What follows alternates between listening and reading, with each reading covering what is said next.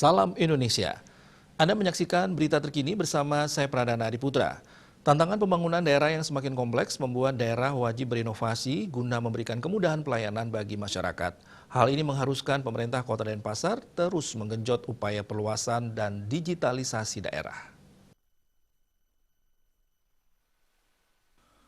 Wali Kota Denpasar I Gusti Ngurah Jaya Negara mengatakan dalam upaya percepatan dan peluasan digitalisasi daerah dan elektronifikasi transaksi Pemda, pemerintah Kota Denpasar bersama Bank Indonesia bersepakat mendukung dan mendorong inovasi percepatan dan perluasan elektronifikasi transaksi Pemda, pengintegrasian ekonomi serta keuangan digital.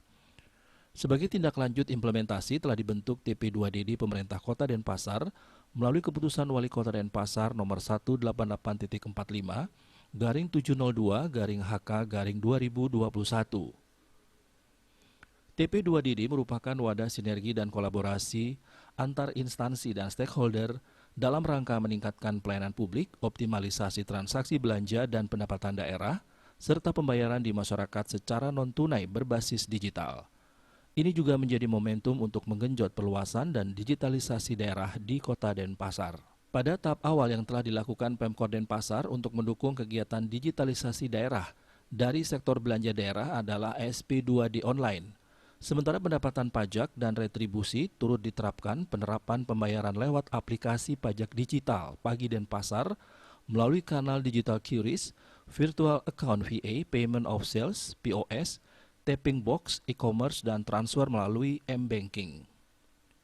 Kemudahan pembayaran ini diharapkan meningkatkan akuntabilitas dan transparansi pengelolaan keuangan daerah yang akan bermuara pada peningkatan pendapatan asli daerah dan stabilitas fiskal daerah. Widi Bisnis Bali melaporkan.